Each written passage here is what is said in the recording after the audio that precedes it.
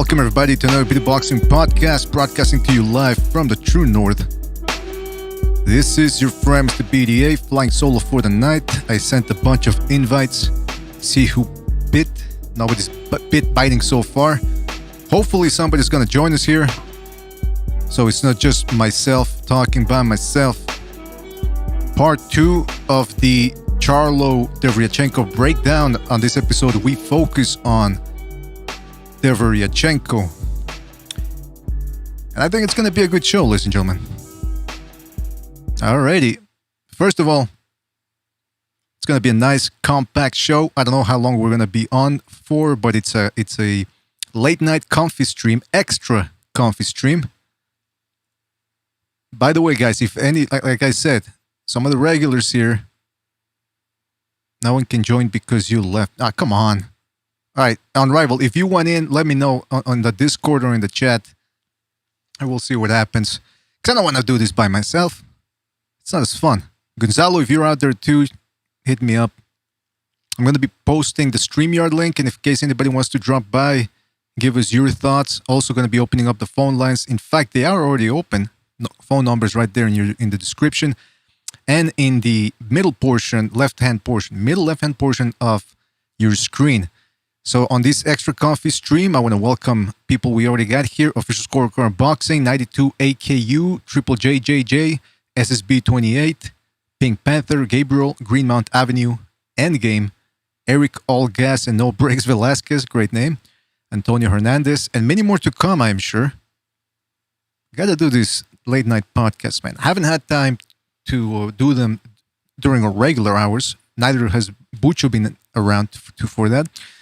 So the BDA studio, the headquarters, are gaining a little dust. Recognizes MIA. He hasn't been dusting the shelves. And so that's that. Now hold on a second. All right. Who's in this group here? Stu Little D Jefferson.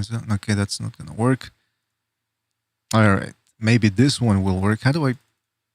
whatever, I'll just call on Rival. See if he wants to jump in on this very special podcast. Again, we're going to be doing a presentation like we did on the last one, guys, in case you missed it. So essentially what happens is we will have a little presentation, a couple of GIFs to illustrate what we're talking about, make it a little bit more interactive, a little more fun. And that's the way we're going to do it. Shout out to Virtuoso, who just jumped into the chat room as well. And Triple JJ, I saw the message you left for the last one. You said you wanted some number marks, or what do you call them? Timestamps for the videos. We're going to try to work on that. Just for you, man. Sometimes it's hard when we do 3 hours, but for these shorter podcasts, which should last about an hour and a half, an hour 40 minutes, we can certainly work that in. So we got Mark on the line. Mark, are you there? Yeah, good morning. Good morning. Am I coming through okay? Can you hear me? Yeah, I hear you fine. Fantastic. You should always hear me fine. If you can't hear me, there's a problem. So what time is it over there? It's about what? 5 o'clock? 6? Almost 6? Nearly 4. But you don't sleep though, right? Oh, no, I was asleep. Now, shut up. You weren't asleep. No, I actually was asleep for like 2 hours. It's too late for you to bullshit me now, all right? So let's not go there. Can't you hear in like the depth of my voice? I normally sound a lot more like I don't know how to explain it. Listen here, you big bitch. Listen here, you big bitch. Ooh. All right. Well, listen, I don't know if you're going to be... Oh, hold on. Give me 2 seconds here. Whoop. I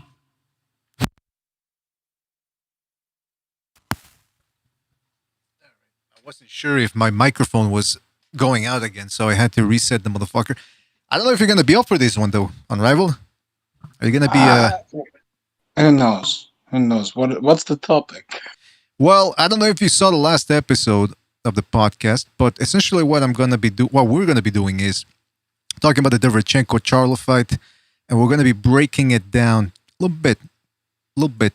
So essentially what we're going to do is I have a PowerPoint presentation with a couple of GIFs that I think will illustrate what this fight is all about. Because, we can talk about it all day and all night, but if we don't show anything and if we're not really getting into it with visuals, then nobody knows what the hell's going on. You feel what I'm saying? Fair enough. That's right. Yeah. So that's what we're going to be doing. Again, if any of the other people are listening out there want to in on this, some of the regulars on the Discord, hit me up on the Discord. I will also be posting a StreamYard link very, very soon. So if you want to drop by if you're outside of the USA and Canada and you want to call in, you can do it via StreamYard, or you can call us via the number that's right there on your screen. Middle left-hand portion. All right, Unrivaled. Take a sip of coffee, whatever you need to do. Let's get started. Hold on. Actually, you know what?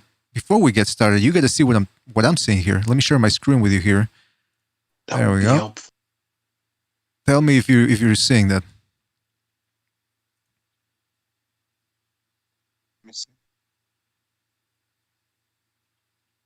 All right. And by the way, guys, don't forget to like, subscribe to BDA Live secondary channel, and check out what's the other one? Second Renaissance. Of course, can't forget the Second Renaissance. Unrivaled, are you there?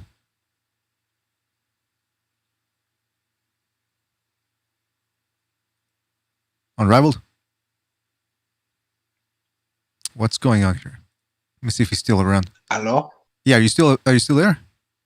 Yeah, I'm not going to be able to watch it like that. I'm not going to be able to see it like that because I'm on my phone. Hold on.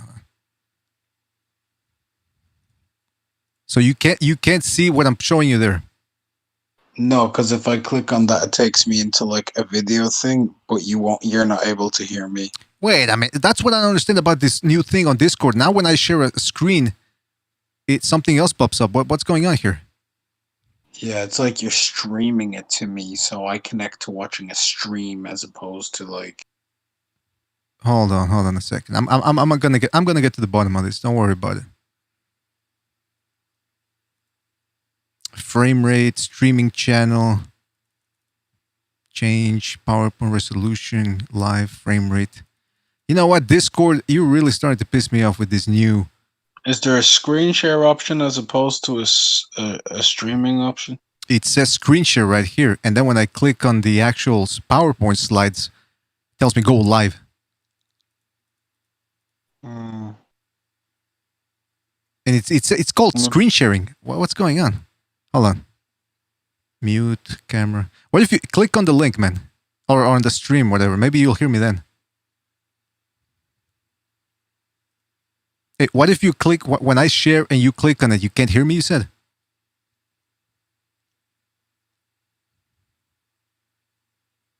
Unrivaled. Yeah, so you can't hear me when you click on the actual. What happens is when I click on it, right? Yeah, it kicks me. It takes me into the stream, and I can hear you, but you can no longer hear me. It disconnects. Hold on, maybe me. It's like I'm watching a stream. You can't hear me. So that's bizarre. That's bizarre because last time it wasn't doing that. Actually, maybe it's my phone. Hold on. Focus default. I should be able to hear you. Hold on. Let's try something. Let's try it again. All right. Maybe there's a feature there. Maybe. Now I can hear you. Keep talking. I haven't clicked it yet. Oh, hold on. Okay. Go ahead. Well, can you see it though, or?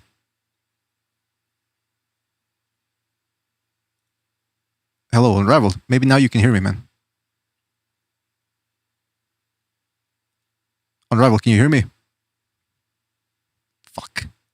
This is fantastic. I tell you, Discord changed something here so that when I want to share the screen with Unrivaled or any other panelist, it won't let me. Hello. No, he can't hear me probably. Crikey. Hold on a second. Oh, now this shit's on. So annoying. Oh, can you hear me now? I can hear you. I was able to hear you the entire time. You can't hear me. Oh, but okay, so you clicked out of the fucking thing there. Yeah, I've come back out of it because like, what's the point of me watching and then you can't hear me? Exactly, makes no sense. Maybe we need another person in here. That's the problem. Because last time it was Bucho, Gonzalo, myself, and they were watching everything and hearing at the same time. No. And I could hear them too. Were they using computers? No, actually, I don't think Gonzalo was. Maybe he was using like a tablet. Yeah, maybe. Well, hold on. Let me see if I share my OBS, click on it and see if we don't get the same fucking shit. All right, now talk. If you can hear me talk. Talk. I'm guessing you can't hear. I can't hear you. Huh? Able to hear you. You couldn't hear me. I oh, spoke crikey, like fuck. 4 times. Well, listen. If you can get on your computer or something, if you want to, I don't know. Nah, man, I ain't moving from bed. I'm gonna leave this one. Well, listen, fellas, we tried. All right. All right. Thank you, Mark, for attempting to show up on this one. If anybody else wants to join, go ahead and do that. I'm telling you, Discord. Anyway, guys, call in. Numbers right there on the bottom. On the top now of your screen. And I'm gonna go ahead and post the StreamYard link in case anybody wants to call in, outside of the United States and North or Canada, and give me your opinion on the presentation and the breakdown that we're going to be doing here. All right. And we're definitely going to be needing timestamps for this episode to allow people to skip this whole malarkey with the Discord, which is entertaining from my end. I just don't think a lot of other people will find it entertaining. Go figure, huh? Bunch of losers out there aren't interested in all these technical difficulties. All right, listen. Let's begin. Charlo versus Sergey Derevyanchenko. All right. Now, it's an interesting thing here with Derevyanchenko. He's got less than 16 fights, obviously less than 20, and already he's fought 2 of the best middleweights out there and did pretty well with them. 34 years old, 5 feet 9 inches tall, according to BoxRec. Now, you know my stance on BoxRec is they don't always tell you the truth. Who knows what the facts are in there? But they say he's 5 feet 9, and he looks it in terms of his build. He's a very strong individual. He's got a 67.5-inch reach, which puts him at a disadvantage against his opponent, Charlo, who's got a 72 or 71, I believe, that we looked at last time. Notable opponents, he won by TKO against a very strong Turiano Johnson, lost a split decision to Daniel Jacobs. He beat the always tough Jack Kolke in a tough 12-rounder. Lost to Triple G by unanimous decision in a fight that a lot of people actually feel he should have won. And in terms of his amateur career, he had a pretty good one. Not an stellar one, not a stellar one, but a pretty good one. I mean, he medaled in bronze at the World Championships. I believe it's the World Championships. He was a 2008 Olympian. He did not medal there. And he's got about 20-something fights in the World Super Series of boxing. I think he had about 20 fights, and his only loss was against Brian Castano, and it was a very good fight. You guys should watch it. It's out there, I think, on YouTube, or if not on YouTube, it's definitely on Daily Motion. Pretty good fight. Brian Castano is an underrated fighter at the junior middleweight division. He beat the always tricky Michel Soro. I was going to say George Soros. Where's my mind at? No, Michel Soro, the Frenchman, who's very tricky, and Castano, despite the fact he was a short guy, was able to beat him. So Castano certainly a tough opponent, and Derevyanchenko did not disappoint against him. And by the way, I saw an interesting article here about the aforementioned Derevyanchenko. Let me zoom that in for you. It's from ESPN by Steve Kim, or good friend Steve Kim, and it's got a lot of interesting tidbits about Derevyanchenko. He was an amateur teammate of Vasyl Lomachenko, Alexander Usyk, and Alexander Gvozdyk, the Ukrainian all-star team there. He sparred with Lomachenko, Usyk, and Gvozdyk, and apparently they went all out. They did not hold back. His nickname is a technician, which I think is a bit overrates him a little bit from a technical standpoint, and I'm going to get into that as we go on. And he has his trainer back, Andrew Rozier, who was not in his corner when Derevyanchenko fought Daniel Jacobs.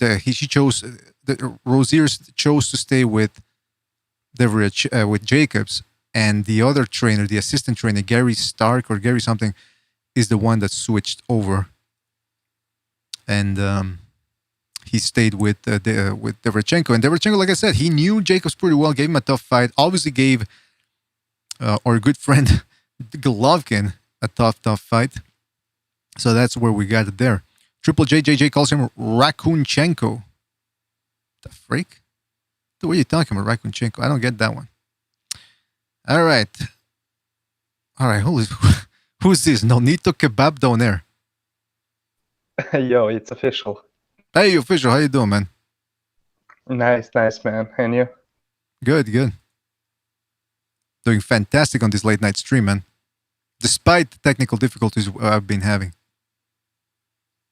Yeah, so that's why I joined in, because I'm very interested into this matchup. Right. Well, who do you think is gonna win this one? Man, to be honest with you, it's really tough. You know what I think? Anyways, I do think that Derevyanchenko would be doing better during the fight, but the big question is, like many of you are saying, is Charlo going to time him and counter him, because he has that power, to hurt him. So anything could happen. But for right now, without having done any film studies yet, I lean towards Derevyanchenko, but Charlo can knock him out. Charlo can knock him out. That's what we were saying in the last show. We're gonna see why, though. I don't know. Can you see the screen, by the way, or? Yeah, I'm watching it on my PC. I don't, because on this StreamYard thing, I think I can share. Yeah, but hold on, let me see. Actually, I think it would have been easier. Mark, if you're still out there, maybe just go on StreamYard. See if I can share the screen there. Whoop. The whole thing closed on me, man. Jeez Louise, I tell you, now I can't, apparently I can't stream on StreamYard. The thing kicked me out of my own stream. Hold on a second. Hopefully, official is still there. Jeez Louise, I tell you, technology nowadays. All right. Official, can you hear me? Official, can you hear me? Oh, yeah. All right, now there's two BDAs here. All right, can you hear me? Yes, I can. Okay, no, I don't know what's going on. Apologies for the technical difficulties here. All right, at least you're able to see it on your computer. All right, so like I was saying, Derevyanchenko, he had a good amateur career, nothing stellar, and so far as a professional, he's done pretty well, but he lacks that all-star win. When it comes to his strengths, he's got, well, strength. He's a powerful guy, like Gonzalo said last episode. The guy's built like the Frankenstein monster, and he looks like it. He also looks like the Doom character in the video game. And he starts out fresh too, and then he starts getting beat up, and he looks like the Doom character there. He's got a good chin, a very solid chin, as we're gonna see later on. He's got very good endurance. So far, has finished the fights quite strongly against top opposition. He's got a good array of combinations, likes to fire off punches in volleys. And of course, he's got those Lomachenko, Gvozdyk, Usyk angles. He's not a southpaw like Usyk and Lomachenko, but nevertheless, he does like to try to spin his opponents. And we're going to look at that. But now, when I'm talking about his attack, this fella right here, man, whoops, hold on a second. He likes to punch while coming forward. Now, it's not as easy as it seems, guys, because when you're punching going forward, there's the risk of walking forward and overshooting the distance and allowing the guy to smother you. Derevyanchenko doesn't really have that problem. Now, the other thing that he does very well is that he mixes in the speed of his punches. He's not just coming in like a maniac. See there how with Golovkin there, he was tapping, and then he would throw hard shots. And notice also how he uses his lead hand, the jab, to maintain distance and just distract Golovkin there, to keep him in place and launch a hard shot. Official, are you watching all this too? Yes, I am. Yeah, so look, Derevyanchenko, he has something that also Loma has, and that is that he doesn't have, to set his feet to punch and telegraph his punches. So he can't, I don't know how to describe this, but he can throw some light punches, arm punches, and move any way he wants. So, yeah, that's very distracting. it's very distracting and it's difficult to handle. It's very difficult to handle because, especially for a guy like Golovkin. Whoops. Hold on a second. 'Cause I got to open up the phone lines again. It's very, for a guy like Golovkin especially, who just put his hands up and just block. This is the type of stuff that was a nightmare for him. Didn't quite work that much against Jacobs, although he did try it. Hold on a second. Why am I getting a sound here now? Testing 1, 2. All right. The phone lines should be open again. So call in, guys, if you want. Give us your prediction. Well, not prediction, but give us your thoughts on this fight. All right. Here's another clip here of him attacking and going forward.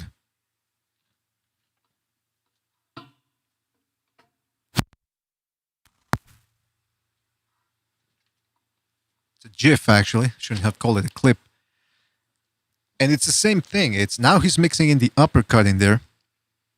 And notice again, like I said, how he changes up the hand speed. He's not throwing everything hard. He's not throwing everything with the same conviction. He's throwing little shots to mix Golovkin in there. And then once he's getting set up, boom. Right hook rather, behind Golovkin's guard. Here's another example. 1, 2, hard, good little upper up jab. 1, 2, boom. But notice in this one, it's not so much there at the end. He uses just a little tap to keep him in place. Notice how he's jumping in, but he's keeping a distance between him and Golovkin. He's not getting way too close where Golovkin could clinch him. Then again, Golovkin doesn't really clinch all that much.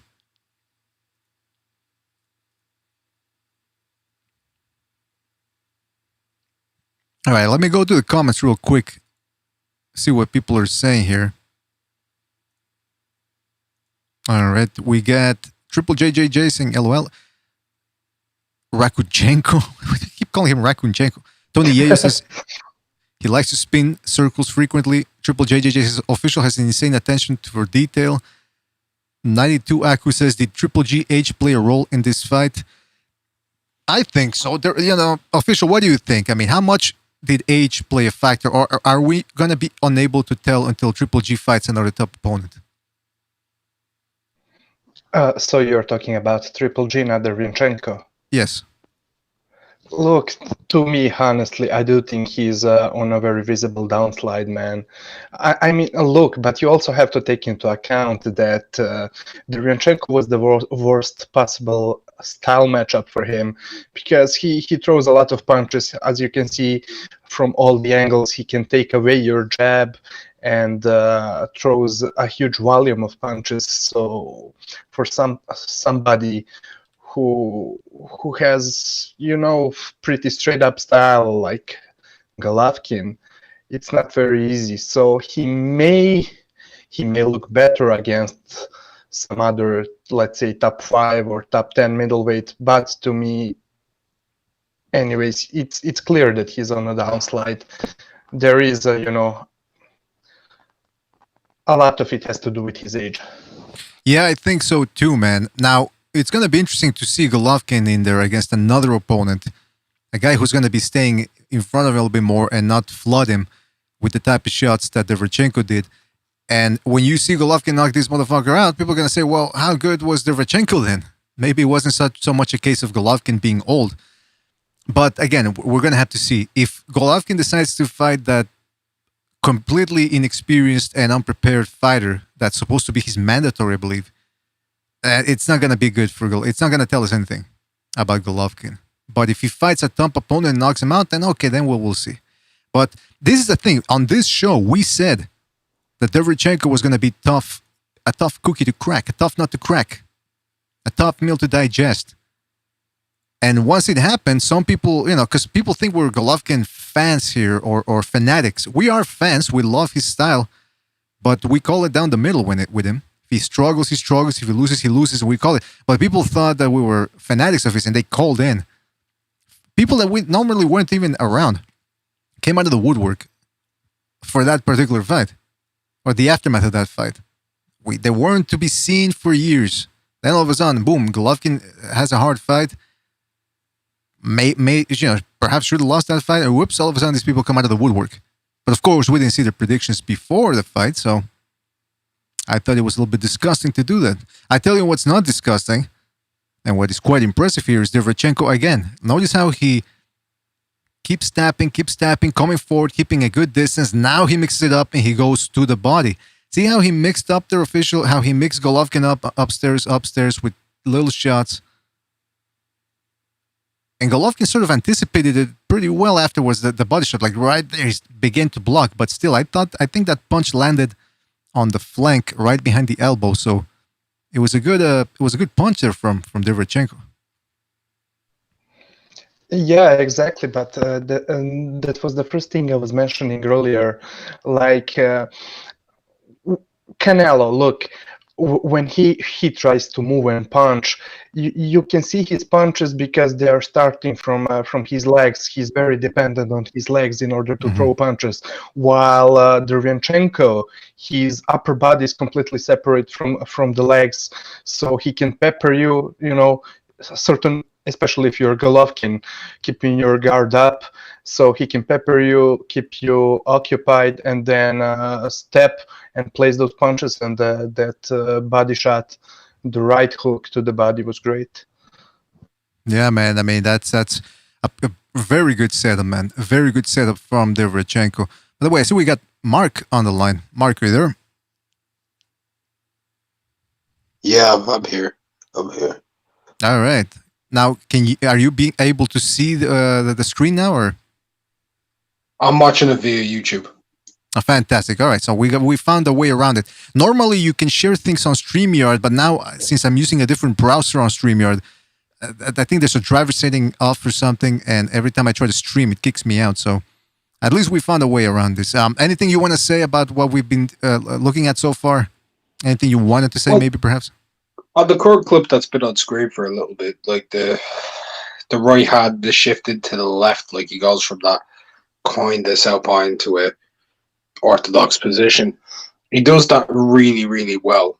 Like he gets that right hand going, then he shifts to left as a power shot, kind of near southpaw, and then he doubles up on the jab. He does that extremely well, distributing his weight, getting onto the ball of his foot. The biggest thing, though, when he's fighting against Charlo, is Charlo's the type of person who likes, when people get that close, to use his left arm to pull them in closer to him so he can tie them. He's pretty good at the subtle thing, and he also likes to throw that inner uppercut.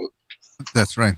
Yeah, we talked about ad nauseum about that uppercut in the last episode, and how it might prove to be his ace in the hole for this one.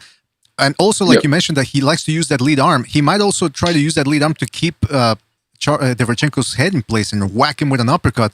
We're going to take a look at that weakness of Derevyanchenko later on. But guys, I also wanted to ask you, one thing I did notice, or have noticed, about Derevyanchenko when he comes forward, is he likes to bounce a little bit. Is that something that could prove problematic against him, or is that just something that he's been doing for so long he knows how to work around it? I think it helps him against Charlo. Charlo likes people who are kind of like in place. With Derevyanchenko bouncing up and down, he's constantly changing levels.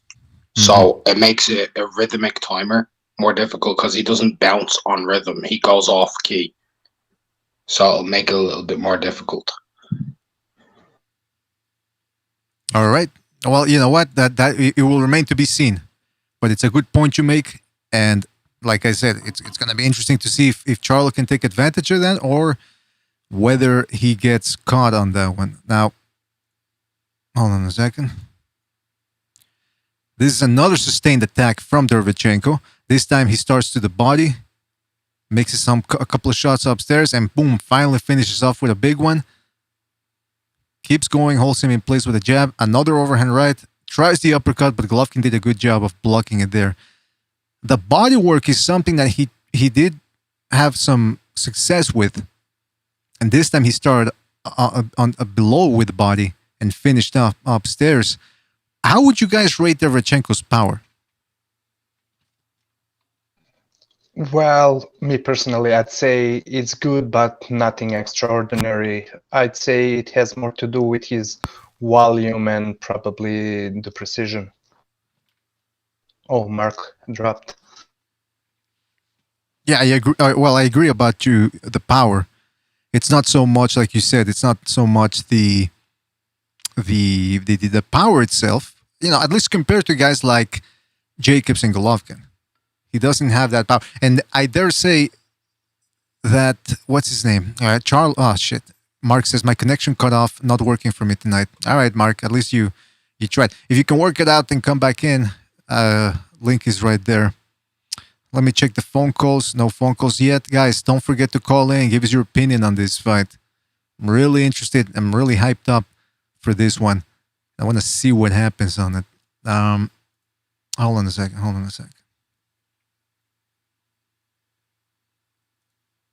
What the fuck? All right, but I agree with you, official. That power, it's nothing impressive, but it does hold people's attention. It does hold his opponent's attention, and it's good. It's decent power. Let's put it that way. Yeah, it does. It does for sure. And I think he was about to say that you dare to think that Charlo has a bigger power. I don't know for you, but I do think so. Well, what do you mean? Like, how would you disagree? You think he's got better than? Well, I mean, one punch power. But you think Charlo? Oh, Charlo, is a bigger yeah. puncher than him. Yeah, Charlo. I agree, man. Now, the main argument that we hear about to counter that is, well, he's never fought a real middleweight, and therefore he's not going to be able to stop Derevyanchenko. But hey, he hasn't fought Derevyanchenko yet. I mean, you can tell against lesser opponents he's able to knock him out. So he always has above average power. And if you take a look at common opponents or opponents of the same level, Charlo is able to hurt these guys. Derevyanchenko is not able to drop him with the same one-punch type of power that Charlo has. Now, Charlo has more speed and explosiveness in his shots than Derevyanchenko. That's just a fact. And we're going to, like you said, I mean, we're going to see how Derevyanchenko handles it, especially if he jumps in. Yeah, and sorry, BDA, I would also like to mention another thing. It's about the previous clip, the previous GIF that you were showing, where Mark said that he's bouncing up and down. That was a very good point, because in general, I saw this among the Russian boxers. They do feint a lot up and down, and they have similar ways to feint you, make you believe they're going upstairs, or the contrary.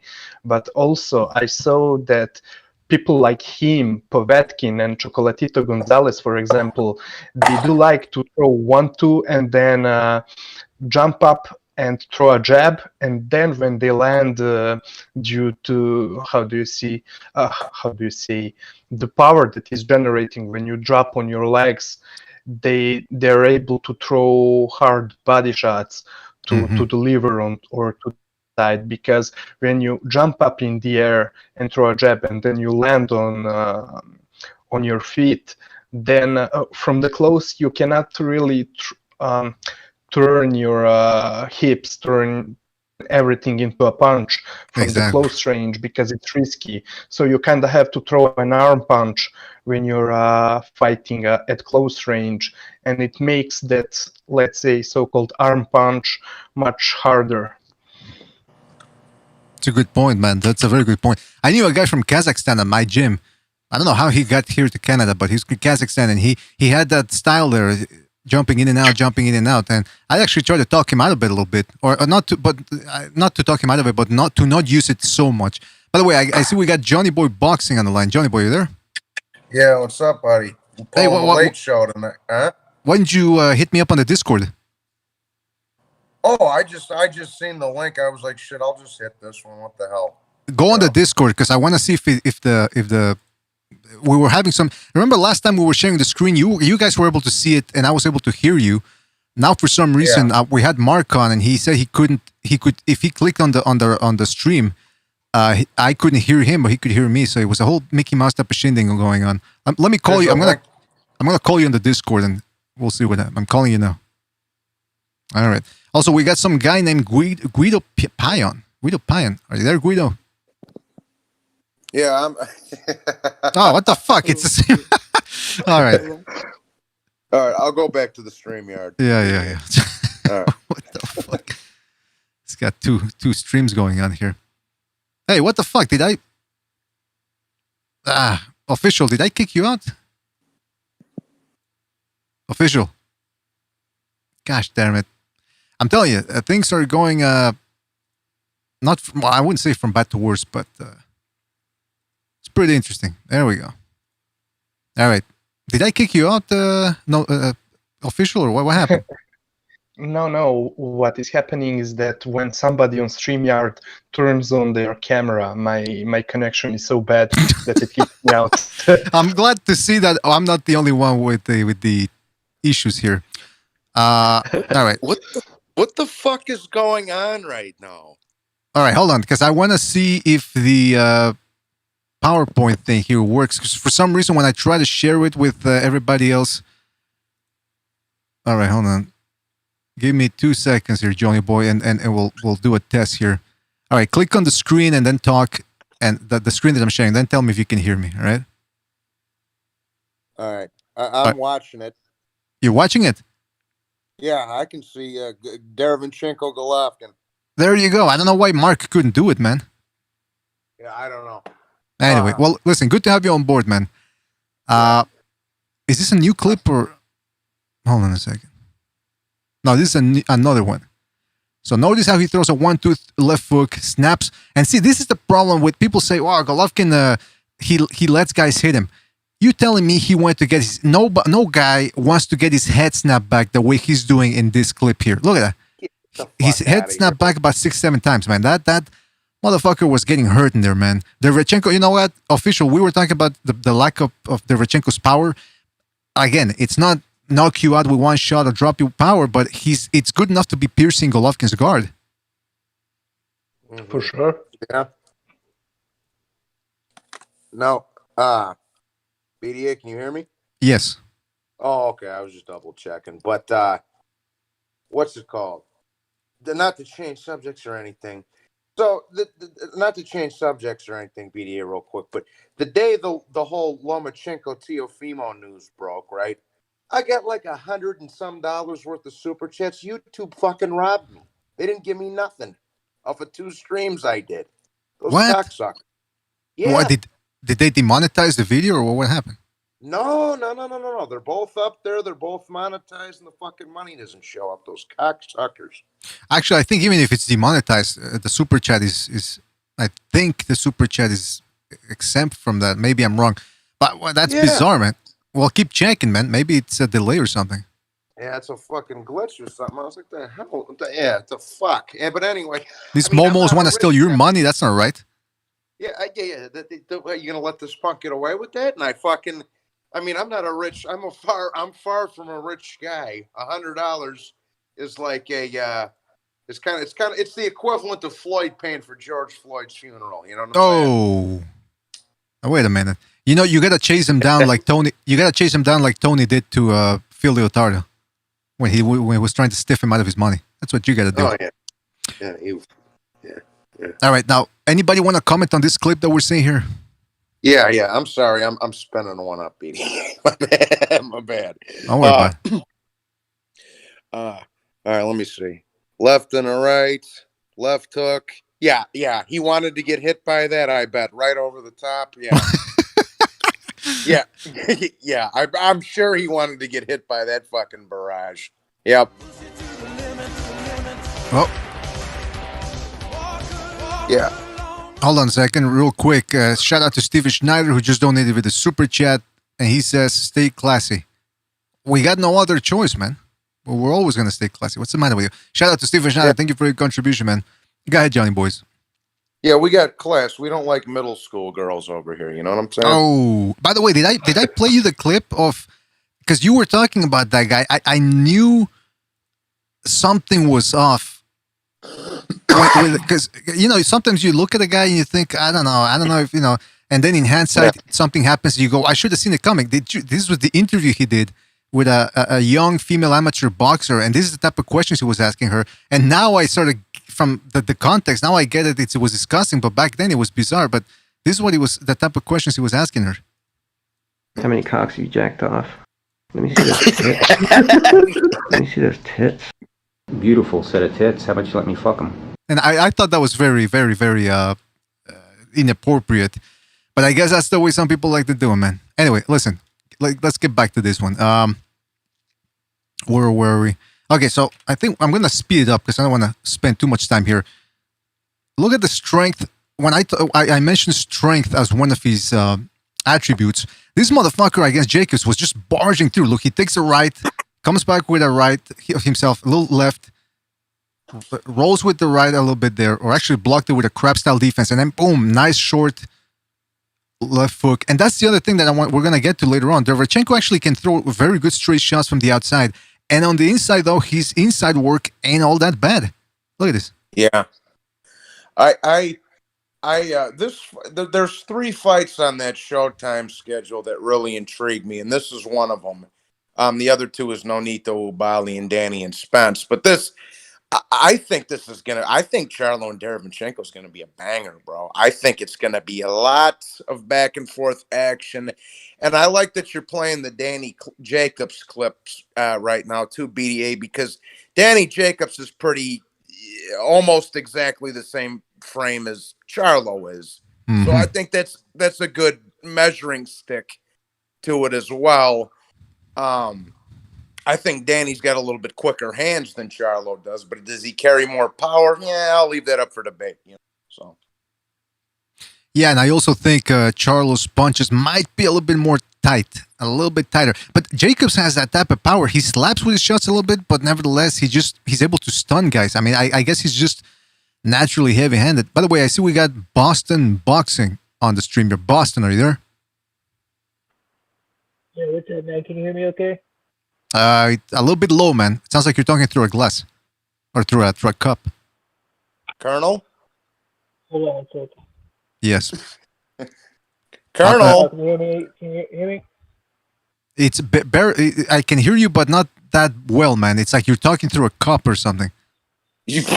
Like a plastic cup. You sound like you got your face in a pillow. All right. Official, anything you want to add to this clip here?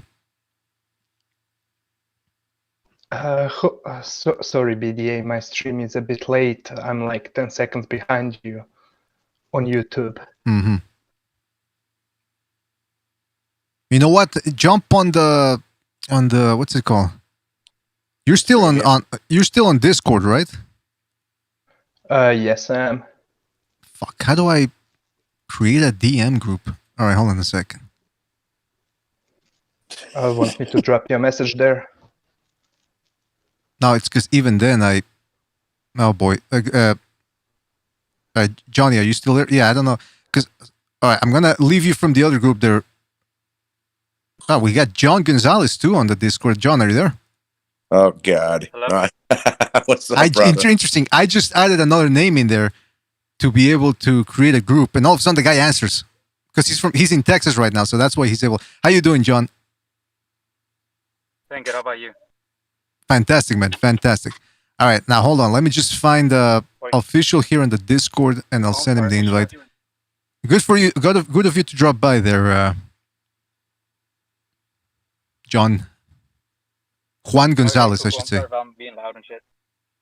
Oh, okay. Don't worry about it.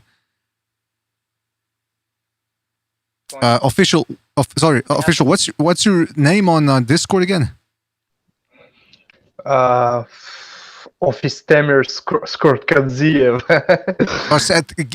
Shout me out on Discord now. That way I'll be able to send you the invite because I don't see you on the. There's like about 300 members or something. You fucking guys with these names on Discord, dog. I swear to God, bro. Everything you can't just. You know what has a great name? Me, John. Easy. That's right. Keep your fucking name in there. By the way, I see we got Mike from Boston back again. Mike, are you there? Yeah. You should be able to hear me better now. Yeah, now we hear you. You got rid of the cup. How you doing, man? Yeah, I had to get the cup out of there. So what's up, man? What are your thoughts on this fight? I don't know, man. It's going to be... I really can't call it, man. If I was a betting man, I think I would bet on Derevyanchenko just because of the experience factor, but I think this is going to be, for both these guys, it's going to be the toughest fight.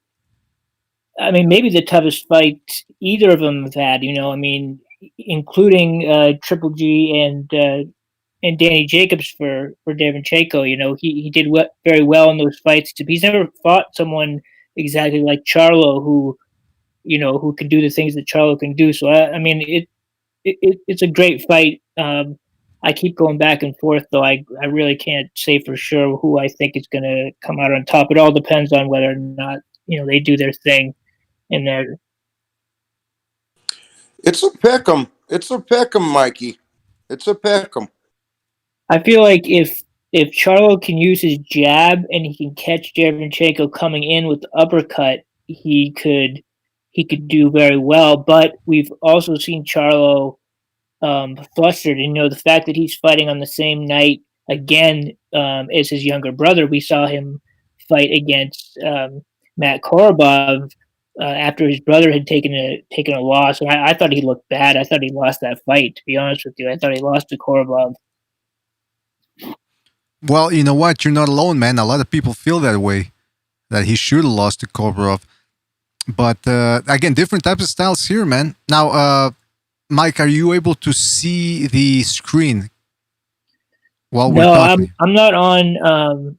I'm just on the StreamYard, so I don't know. Is it on the Is it on the Discord or is it on the YouTube? It's on the YouTube. Now, if you go on the YouTube, you're gonna be delayed, I think, for about 10 seconds. But if you want to hang around and if you want to just hang around and give us your opinion, even if it's delayed, even if the video is delayed for you, I mean, you can certainly stay here and see what happens. Yeah. I can see it. I can see the fight.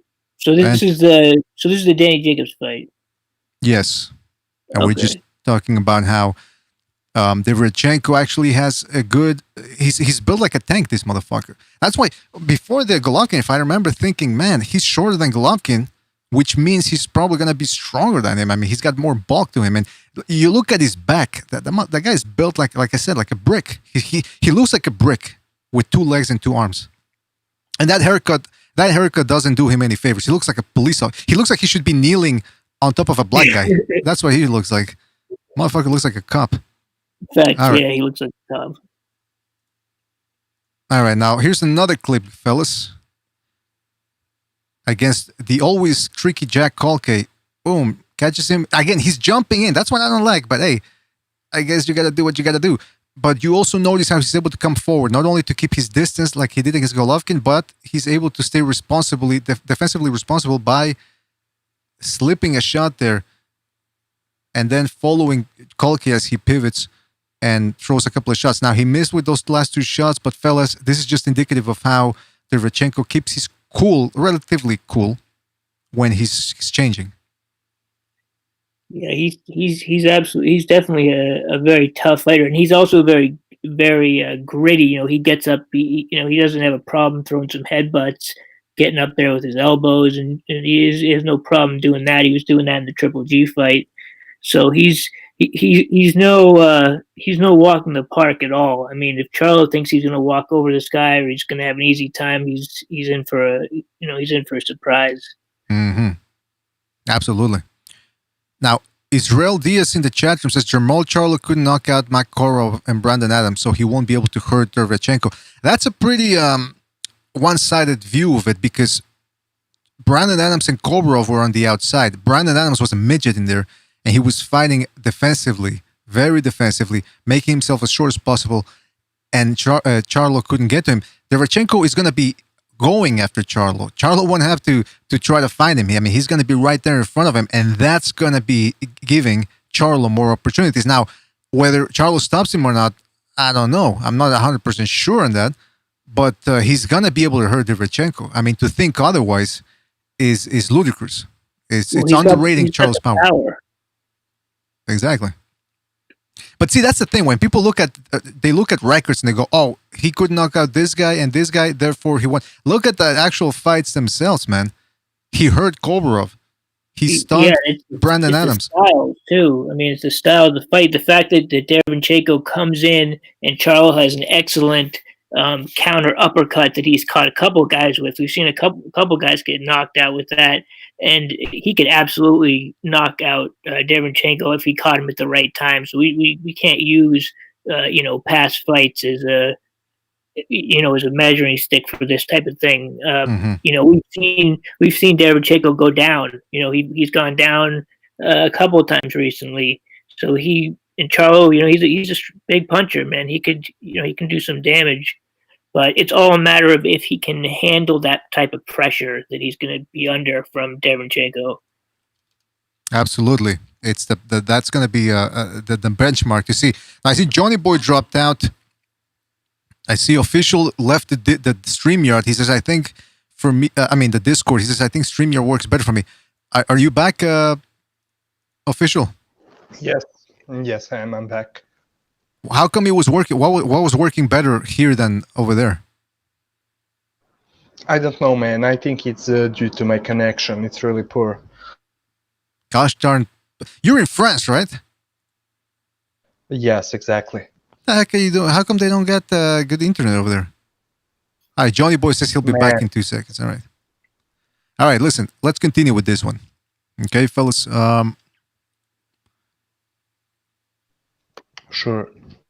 All right, so this is the exchanges here. All right. Now, Chin. This is something that's extraordinary for Derevyanchenko. And again, it goes back to the discussion we're having with the chat, people in the chat, about whether Charlo will be able to hurt Derevyanchenko. Now, in this scenario, this is the final round. Golovkin carries his power in the later rounds, and he caught Derevyanchenko with this short, compact hook that normally puts people out. Look at also how Golovkin clicked that elbow. See how that elbow dipped at the end there? Because he caught Derevyanchenko square on the shoulder. And Derevyanchenko actually came back with shots of his own after taking that. Motherfucker's a maniac with a cement chin. I mean, he can be dropped and he can be stunned. But in this scenario, he walked through that left foot, guys. I mean, what's going on here? Yeah, you notice when he does get dropped, it's more of a, like when Golovkin dropped him, it was more that he was kind of out of position and off balance, I feel like, more than he got hit. He doesn't go down from the normal big shot. It's kind of like he'll have a flash knockdown. But see that shot? You just see the shot that Triple G just landed, that left hook that caught him right in the temple. That would have sent a lot of guys down. That's what I'm saying. Yeah. By the way, we got Johnny Boy on the stream here. Now, Johnny Boy, what's going on? What's Discord ain't working out for you either? Or? I couldn't hear you. I could only hear Official. Oh, what the fuck? All right, you know what? Yeah. That's why I was like, fuck it, I'll just come back on the StreamYard. Yeah, as soon as Bucho becomes available, we're gonna be doing some tests, because Discord right now it's disappointing me, man. Let's see. All right, Israel Diaz in the chat room says Jermell Charlo did knock out Brandon Adams, 154 pounds. Yeah, but Brandon Adams has different type of defense than Derevyanchenko. Don't you get it, my friend? Brandon Adams made himself very small. He rolled with the shots. He's got that shoulder roll defense.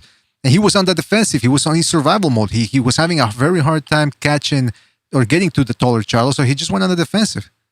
Baby, oh, come on. Not with the Brian Adams again.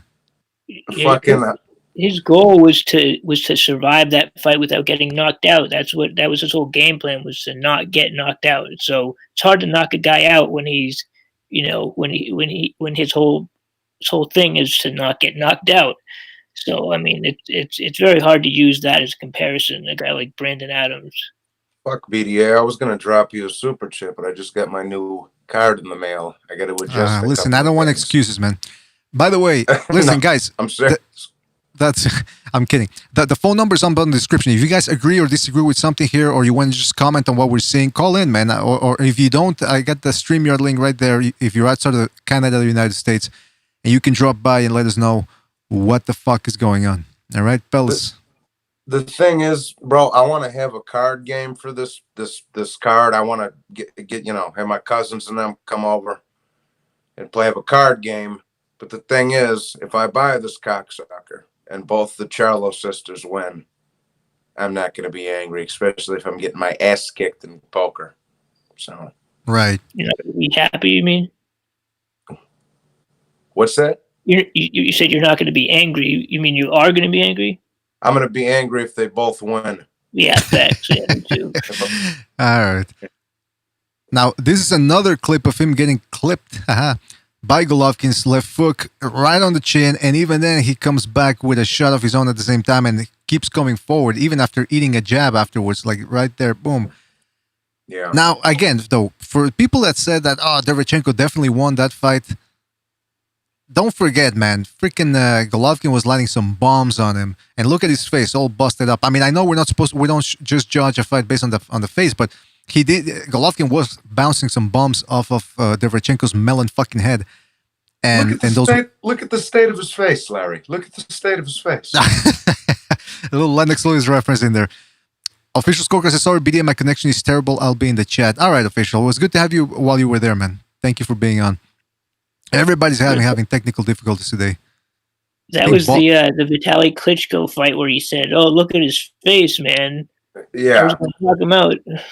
But see, it's shit like that makes me think I don't think Charlo can knock him out, bro. If he, because I think Golovkin's left hook's probably harder than Charlo's is, at least a little bit. Yeah, I think it is. Yep, but we're gonna find out. It's not just about hooks, my friends. Oh no. No. I think it's a more of a, if it's going to be some kind of, I think we're more likely to see if Charlo is able to stop it, and it'll be a ref, the ref jumping in and stopping the fight. I don't see this guy getting knocked out per se or quitting. Obviously, I think it'll be the ref stopping it because he's getting just torn up. But I don't see that happening. I see this as a decision, despite going the distance. I just, but look at that. Did you see the shots that this guy is able to take? Look at that. Triple G is a beast, and he's hitting this guy with everything, and the guy just won't. People forget. Yeah, people forget. These are the type of shots that were knocking out Rubio, Gil, Curtis Stevens, and he took 3 in a row. Now here's the problem though, because people say, "Well, look at the shots he's taking here. That means Charlo's not going to be able to take him out." In a way, Derevyanchenko is seeing the shot. I'm not saying he doesn't have a good chin. I'm saying he's got a terrific chin, but he's going to be jumping in against Charlo, and Charlo's going to be countering him, something Golovkin wasn't doing. And when you're jumping in and you don't see a punch coming, that's the punch that's going to hurt you. Remains to be seen. I'm not trying to be Nostradamus Quasimodo over here, because Quasimodo predicted all this. But it's possible.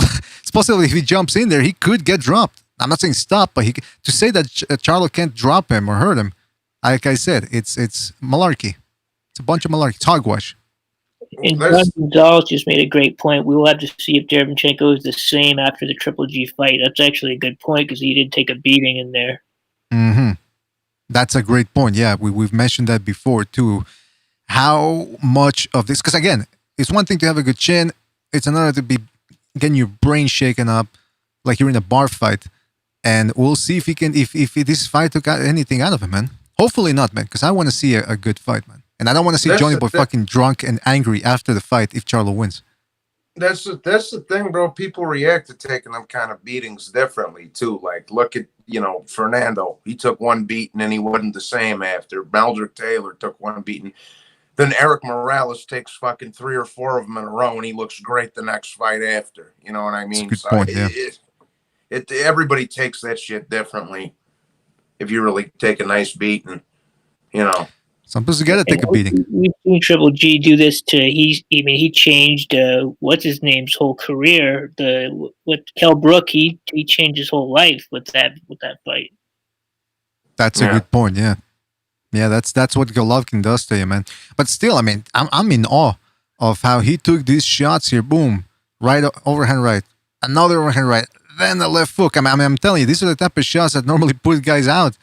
Oh, yeah. And Derevyanchenko just took him. He's standing there looking. He wasn't even angry at the shots. He was more angry at the ref because the bell sounded right, that rang right there, and the ref didn't step in. And Derevyanchenko's looking at him like, motherfucker, you just let him hit me with 3 shots. Yeah. Jesus, yeah. Those shots have knocked out a lot of people. Just that right hand that he landed. I mean, so many guys have gone down from that, and this guy just seems like it didn't even. His head is just bobbing back and forth, and he doesn't seem to be losing his balance. He's just standing there ready to fight. Mm-hmm. Johnny Boy, I think he's got a lot of anger in him. He's got red peppers up the ass, I think. And I also think he's like, fuck. I arguably could have gotten the decision in the Jacobs fight and the Golovkin. Wow, They were both close. So I think he's going to be like, all right, I'm going to have to fucking go nuts this time around or I'm not getting shit. You know what I'm saying? So, that's right. You're going to have to go Tony. That could also lead, I mean, I hope that doesn't lead him to be too aggressive and then get caught with a counter by doing that, though. Because, well, and here's another thing that we're not thinking of, that just to mention this. We're so worried about how Derevyanchenko is going to take Charlo's power. How's Derevyanchenko or how's Charlo going to take his, bro? Good point. Good point. I don't really know. I haven't seen Charlo hit to the body too much. I'm trying to think of when he was really. I don't think ever really he's taken too many body shots like he's going to take in this fight. Well, he's always nice and spiked up. Ask the Vada guy. But anyway. Oh. What's the matter with the guy didn't show up for three for three fucking probation officer tests there. So I'm sure his he'll come in nice. Shut the fuck up. Oh, Gonzalo, man, come on. What are you doing? Yeah, that sounds like my laugh. Just a little lighter. Wait a minute. All right, hold on. We gotta. Let me read a couple of comments here. Official scorecard says, I think Sergey will do well evading Charlo's 1-2s, but the real danger would be those counter uppercuts and those counter left hooks. Absolutely, and we're gonna take a look at that in a couple of minutes. Claudio Monreal says, erase my comments, BDA. No, I'm not. I don't erase anything, man. There's certain automatic words that get blocked, but I'm not going around. You think I got the time to go around erasing comments, man? I'm fucking doing a film study over here. I've told the Snipplehead on my stream too, bro. It's not me deleting the fucking comments. You're probably telling somebody to go fuck themselves or something, and they're blocking it. Let me change the setting. Okay, because I think maybe I was on top chat instead of live chat, so now maybe things will work out. All right, Overhand says Charlo's double jab, right hand happy, like how Pacquiao was pre-Morales rematch. Yeah, that's a good point, man. Charlo is a little bit 1-2 happy, and like we said in the last episode, he tends to overshoot the distance a little bit. John Gonzalez says Derevyanchenko took a worse beating than Lemieux and stayed on his feet. That's a good point, man, because Derevyanchenko was actually landing on there, but the difference was Derevyanchenko was landing on Golovkin. That's why he had hope for a win there, whereas Lemieux was just hitting air, and he just went away out. He was eating jabs all night. What round was this right here? This sequence from? Oh, I forget, man. I think it was somewhere about 8 or 9 or 10, I believe. I got the full fight on in the next window, so I'm watching that and and I got my spectacles on here so I can see. My spectacles? What are you? You talk like an old man. Israel Diaz says, Canelo also took Golovkin's punches like they were nothing. Yeah, that's another thing, man. Canelo's built like a freaking bull too, man. I'm telling you, it's got something to do with that neck. If you got a thick neck, usually you can take... Yeah. Just ask Mike Tyson. Tony Yeyu says, it'll be interesting to see if Chenko figures that out and times him overhand. Hey, Tony, you're reading my mind, baby. We're going to be taking a look at that later on. Stray G Tour says, I think Sergey will do good at first, but then get tired pivoting so much on Charlo's flat-footed self that Charlo is very good and very aware in the pocket. Actually, okay, we're going to see that. We're going to see. Now, we're speaking of the pivots. This is Derevyanchenko with those infamous pivots of his. Notice how he dips down, whoop, slips the shot, and then keeps Golovkin turning there. A lot of bounce on Derevyanchenko. That's in the second round, so he still has a lot of pep in those legs of his. Good reflexes. Kept the stationary Golovkin turning. All right. Yeah. Yeah. Fellas, don't forget. Yeah, go ahead. No, Overhand just made a good point in the chat. Who's the hardest puncher Charlo ever fought? That's a good question. Let me pull the resume up. I don't even know, man. Who is... I can't think of any real hard punchers. I mean... Shit, when he was at 154... It's got to be J-Rock, Julian Williams. J-Rock, I'd say J-Rock. And he took a hard one too from J-Rock, because we're gonna. I think we looked at that in the last. Johnny Boy, do you remember if in the last episode we took a look at that hard one too that shook him up a little bit? The one from Korobov or the one from Julian Williams against Charlo? Oh, No, Anyway, I don't think we did. I can check it. I can open up the other PowerPoint presentation from last time and check it out. But yeah, man, I think Charlo has a decent chin because he's fought other type of guys, and every time he gets hit, he comes right back. But he's never fought a puncher like Golovkin. Then again, like we said before, Derevyanchenko's not really a knock you on your boots type of puncher. So maybe I'm guessing that Charlo's going to be able to take the punch and come back with something else. It has to be J-Rock, dog, because all he's got on his fucking resume is Brian Adams, Matt Korobov. Matt Korobov's a good boxer, but he can't punch. Centeno's a bum. Stop calling him Brian Adams, man, because then eventually I'm going to have to bring up the guy's name again, and I'm going to call him Brian Adams. Dude, he wrote the summer of '69. It was a hit in the '80s, bro. Shut up. All right. Mike, you got something to say about this?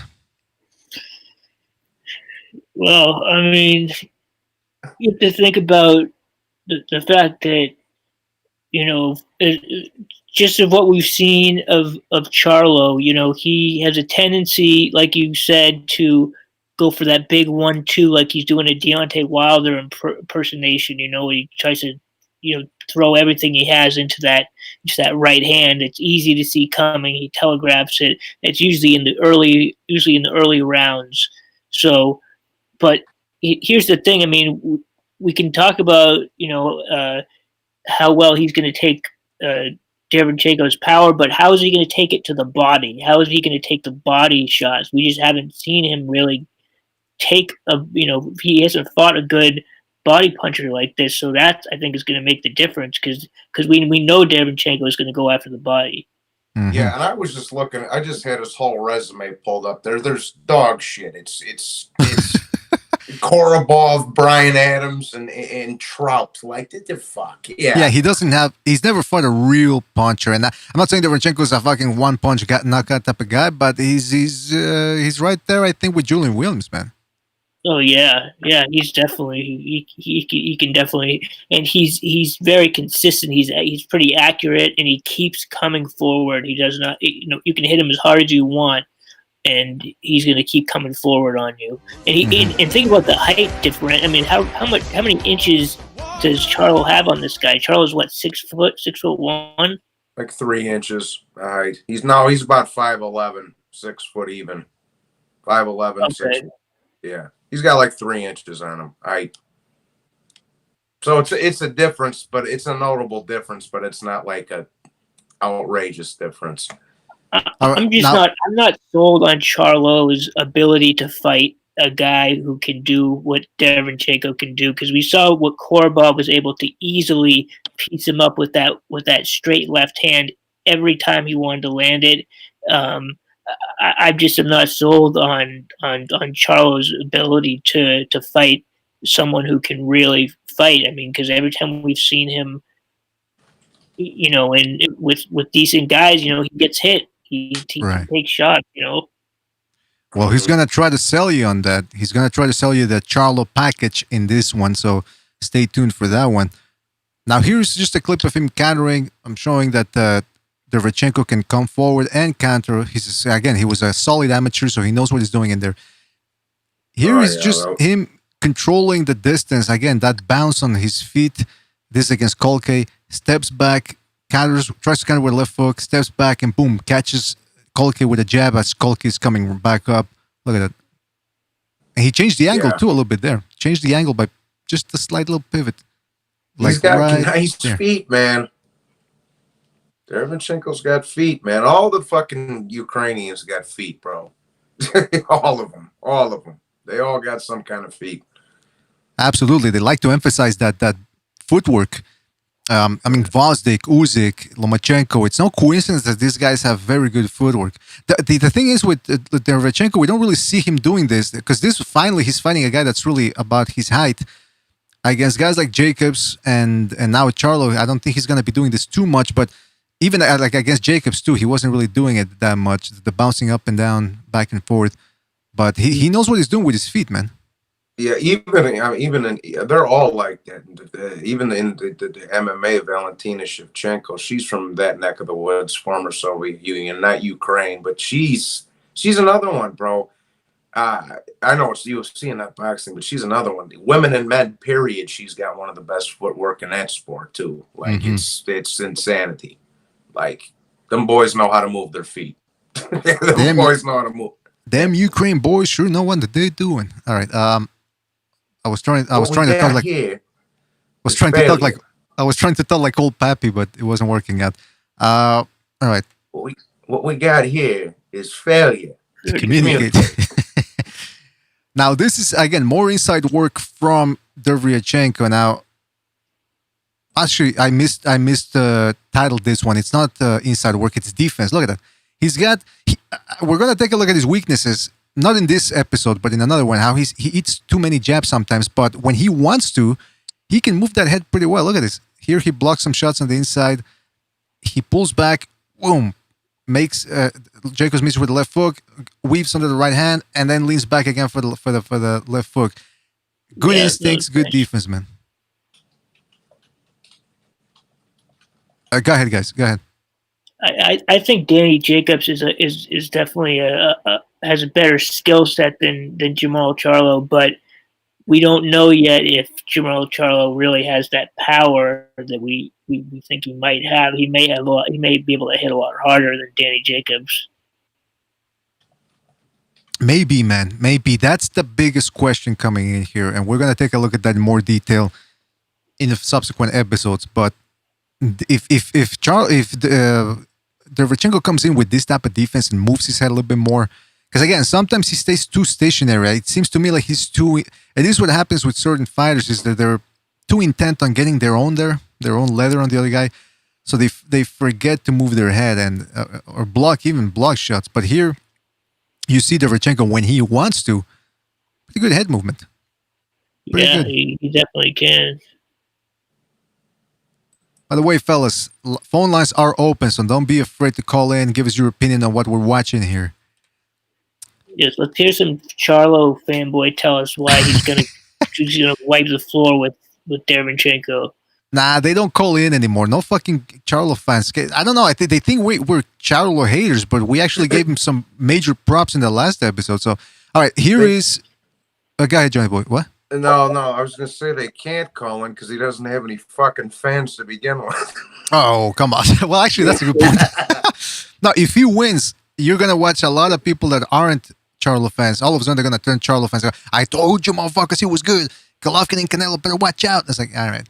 I hate that shit after every morning, after every fight. See, Johnny boy, I told you, bro. I said, yeah, dog. That's why I made a prediction video. I told you too. Come on, I don't want to see boxing ego. If Charlo wins, then he's going to be talking that bullshit. Listen, if he wins this fight, dog, they're going to make him out to be the Black Carlos Monzon. Yeah. Okay? Yeah.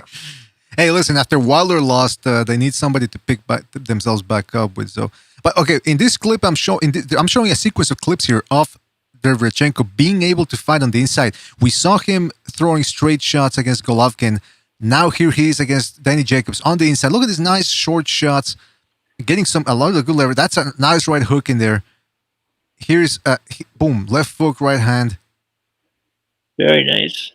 Body shot, and then he's gonna pivot. Well, nice short left hook, nice short right hand. These are the type of shots that I have difficulty throwing, even on the heavy back, which is not punching back. There's no room. There's no room to get the leverage. But look at that. Yeah, he can really. He snapped Jacob's head back with that short right.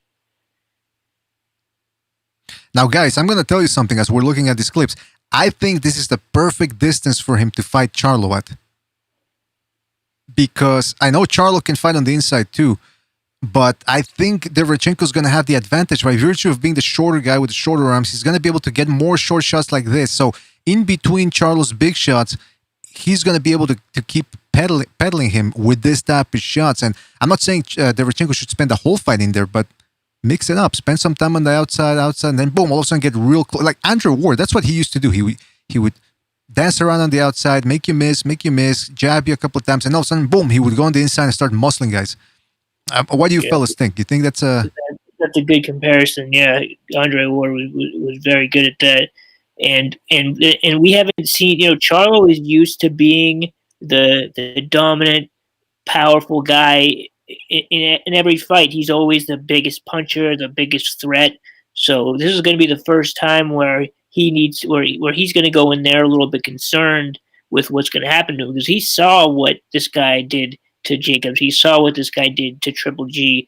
So I mean, I know he's a cocky guy, but he's going to have to he's going to have a little bit of a something to worry about here, because this guy can do things that he's never even seen before. He's never fought anyone that can do even close to this stuff. If Charlo is smart, bro, if Charlo's smart, he'll go back and study that Jacobs fight and that Golovkin fight. If there's one thing in this world that drives me crazy, is these fucking fighters saying, "No, I don't watch film on my opponent. I don't watch film." What are you, fucking kid? Like Danny Garcia used to pull that shit all the time. No, I don't watch my fucking film on my opponent. That's bullshit. Yeah. No, he said no. All we watch is classic fights in the gym. Like, bitch, shut the fuck up. That's psychological blow to say, look how good I do or how well I do against these guys, and I don't even watch tape. Bullshit. You watch all the tape in the world, man. Come on. By the way, we got Aku on the StreamYard. Aku, are you there? Yeah, I'm here. What's up, guys? Good to have you on board. By the way, is it Aku or AKU? I don't know what to call you. AKU's good. AKU. Okay, because I was going to call you whatever the fuck I wanted, but anyway, just being courteous here. There you go. Hey, you're chill, man. Yeah, I know it. Okay, well, listen, we're talking about... hold on, let me read official scorecard boxing's comment here, which he says, at the beginning of that clip, you see him slightly turning.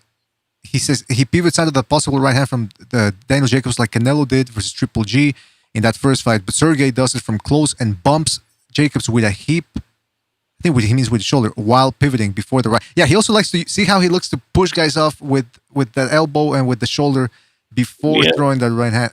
And there he pivoted there. Boom. Yeah, that's true. In that third clip, he pivoted a little bit, and here a little bit too. And the one I'm watching here, body shot, and then he pivots again. Yeah, nice short compact shots from Derevyanchenko. Yeah, Jacobs was lucky that Jacobs could have lost that fight, to be honest with you. Yeah, man. And by the way, hold on. Before we continue, we got a phone call. 773. You're on the air. 773. Kevin the Polak. Yoko the Clown? Yoko the Clown. Hey, we got... Kevin, isn't it a little bit too late for you, man? What's going on here? That's Yoko the Clown. What's he doing here? I just heard Paulie Malignaggi, my favorite commentator, got fired. Yeah. Bullshit.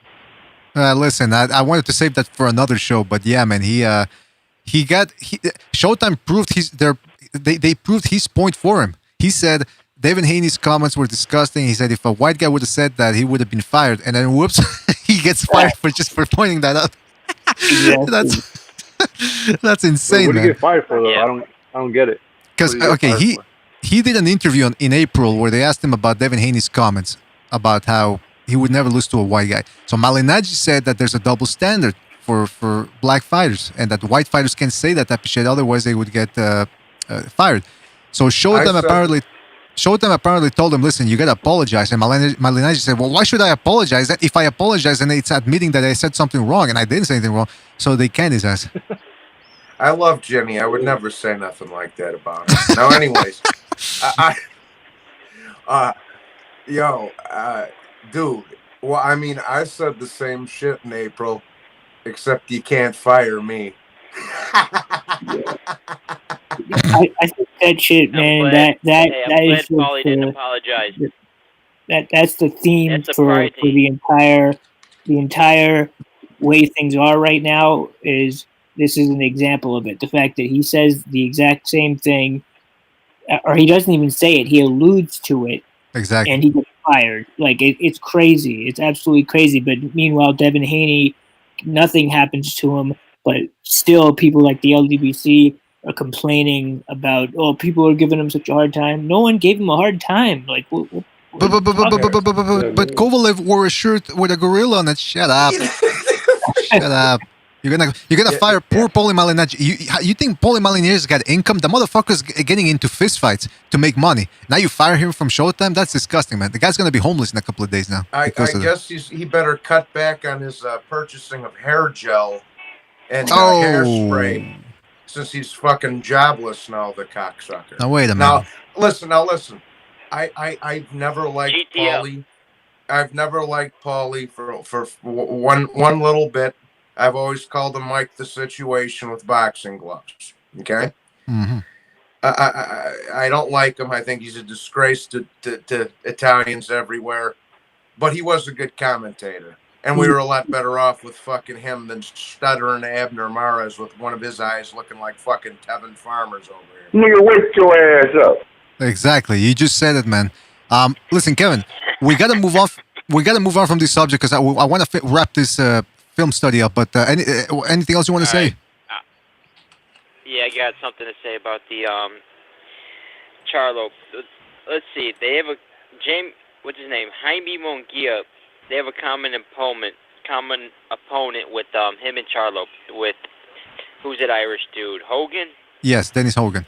Yeah, Dennis Hogan. Dennis Hogan. Munguia's a Look bum. at how much Jaime Munguia struggled with Hogan. Really, I think he lost that fight. And Charlo pretty much destroyed him early stoppage. Munguia's a bum, though. Clinical. Yeah, people don't give. I agree, he's a bum, but yeah, I agree with you, man. The way he dominated the fight. Yeah, people don't give Charlo enough credit for that Hogan win. Hogan is a tricky guy. We had people calling Hogan a bum last episode in the chat room. I'm thinking, well, Munguia was a big dude like Charlo. He was bigger than Hogan. He couldn't catch him. Meanwhile, Charlo goes in there, drops him twice, stops him. I mean, you gotta give the guy. So I know he's not a likable fella, but you gotta give him credit for his skills, man. I mean, he's not a bad fighter. He's a good, competent fighter with good, solid skills and punching power. And he has a personality. That's he's real cool. patient. He's one of the biggest. He's real patient, and he doesn't get overzealous. He kind of picks his shots, waits for his opportunities, and that's what he did against Hogan. Hogan is doing his turkey jerky stuff, and just caught him, wait for him. He wasn't going to do that the whole fight and put him down, and he was pretty much screwed. But I think the difference with Derevyanchenko is he's going to put the pace on him. He's a different breed. He's going to come forward and he is non-stop action, in your face, combination, footwork. He's got the whole package. The only thing I'm worried about is he has been dropped. He has been hurt, and all it takes is one. So as long as he avoids that big shot, I think he can definitely outpoint him and maybe even put him away. That's the way I see that fight going. All right, listen, Kevin, we're gonna think about that, meditate, ruminate on that, and we're gonna be taking official predictions as the fight nears. All right, but thank you for calling in, man. Who did he say gets who out of there? Have a good night, man. What? He said who gets who out of there? He said Derevyanchenko gets Charlo out of there. We'll Bold prediction. He doesn't get that much. He doesn't get that much credit for that 154 because he moved up from 154. Yeah, that's a thing. Credit for Dennis Hogan. Again, people in the chat room are calling Hogan a bum. I mean, listen, I can't take people seriously when they call world class fighters bums. I mean, it's what do you want from me? We got to move on from this one. Well, we have someone saying I got Charlo over Jacobs and Canelo. Who said that? I don't know, but someone in the chat said that they're saying. Oh, Jay Smile says. Yeah, Jay Smile says I got Charlo over Jacobs and Canelo. I think Demetrius gets Charlo though. Demetrius Andrade. I mean, Demetrius made those statements, do me a favor, okay? Next time you smoke crack, don't jump on the stream. Just go trip out and close your eyes and put some headphones in, dog. All right. I mean, look, anything's possible, but to say it with such Yeah, I mean, what? Yeah, when you guys say that Charlos don't have fans, like you guys don't. He's one of the biggest. He has one of the biggest fans in the. He's one of the biggest stars in PBC. Yeah, but Aku, man, the gay community doesn't count, man. Because they're a small minority and they're a niche community, so they don't really count. Yeah, no, they do. No, it doesn't. I just told you it doesn't. You're more likely going to hit one of their Listen, I don't know. Where I come from, we don't have trans testicles around here. We do it right up here. There's no fucking There's no Charlo fans. There's no Charlo fans. This is what Al Heyman told him when they said, "Listen, we want more money because we got fans." This is what Al Heyman told him. You're here because you got nothing. You got nothing in court. You don't got the bookkeeper. You got nothing. Nothing. And if you were a man, you would have done it now. I don't know what he was on about, Al Heyman, and I don't know why he sounds Italian in that clip, but I guess that's what he was talking about there. All right, listen, we got to get through to this, man. Here's more inside work. No, actually, is that the same? Yeah, let's get the fuck. Okay, this is just finally attack up and down. He's bullying Jacobs in here. He's getting close, pulling him on the ropes. 1-2 misses, and then he comes in, changes angles, boom, left hook to the body. This is what I want to see against Charlo if he gets close. Work that body. Because again, Mike from Boston was talking about some of the things that Charlo has not seen. And we haven't really seen him in there against a good body puncher or somebody that's going to stand in there. Because again, you got to give Charlo credit. The motherfucker's dangerous on the inside with those uppercuts of his. So most guys like Brandon Adams and who else? Austin Trout, for example, who's not an inside fighter. They don't want to spend their time on the inside against Charlo. But Derevyanchenko just might. And we'll see how Charlo handles that type of battle of attrition. Although if he's anything like his brother, like the other Charlo did against Harris, it was a good back and forth war. So if Charlo's like his brother, then hey, I think he might hold up. I thought that younger Charlo was losing that second fight up until the knockout against. So did I. Yeah, I thought he was getting beat. I hit it 7-3 going into the 11th. I think he caught him in the 11th. Yeah. That's right.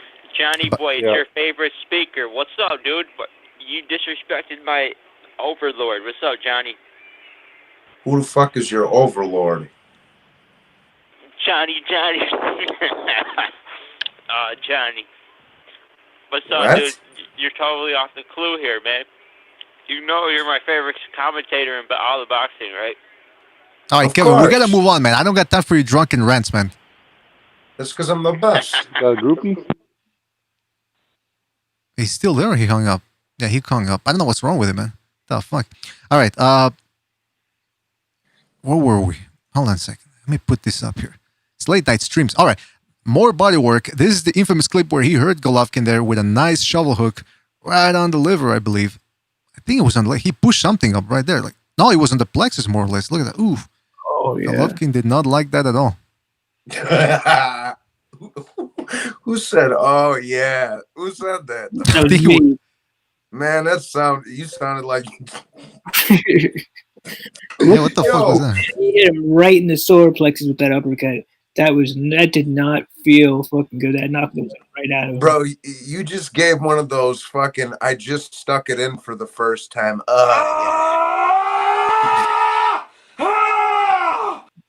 Yeah, that was that Aku or Mike? Who said that? I don't know. It was someone. Load. Someone just shot their load. No, but before that, somebody dropped their load. Who was it that said, "Oh yeah"? Yeah.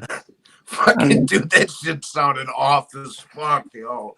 He said, "Oh yeah." He's not here anymore. Yeah, what the fuck, man? Jesus.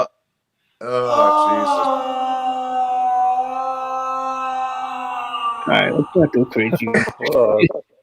I don't know who's making those sounds, man.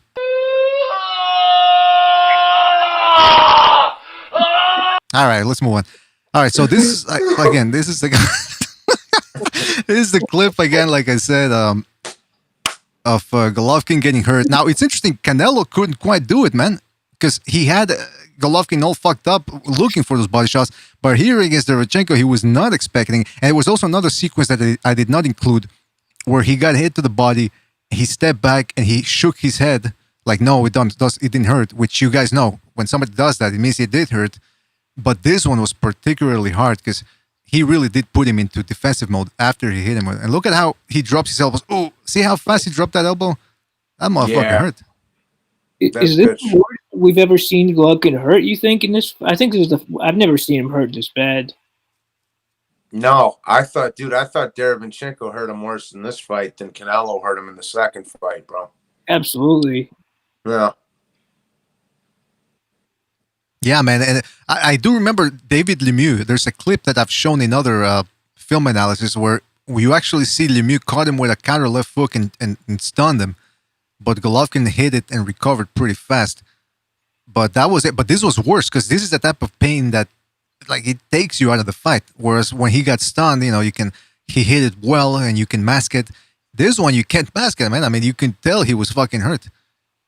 Especially when you start. A lot of guys will take a knee from that shit because when you get hit when the wind's knocked out of you, you can barely. I mean, you're kind of just fucked for a few seconds there. Exactly.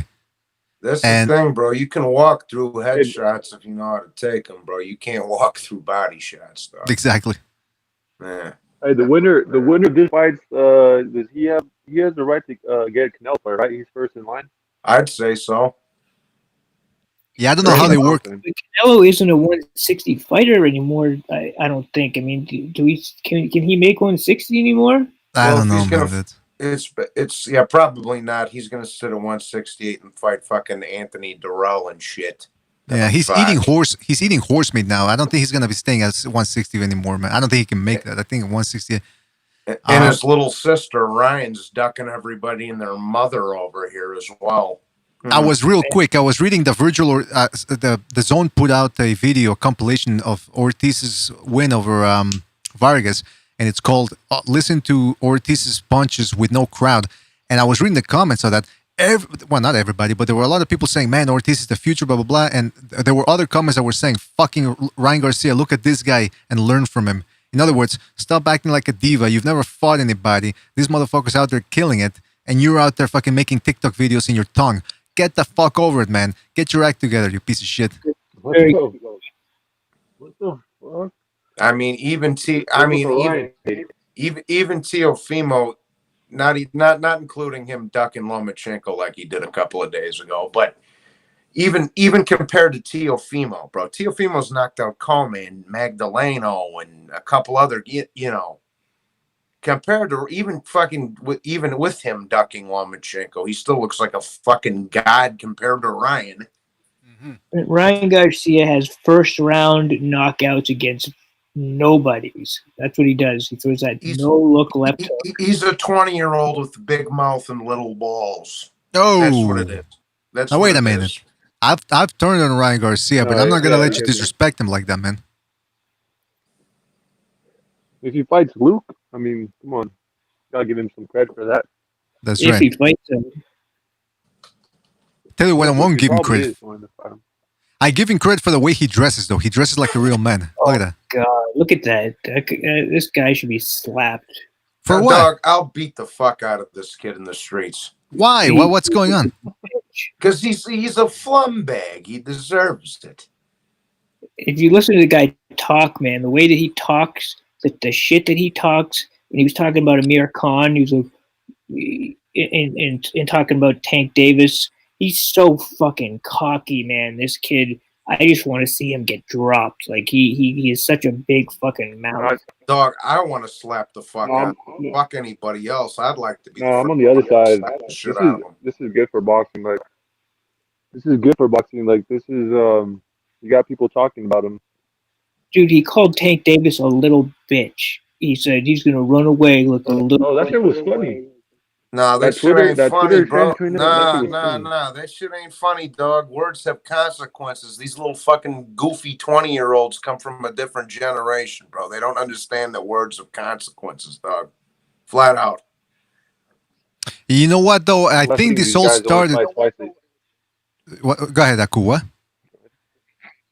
That's the thing. These guys only fight twice. This is we're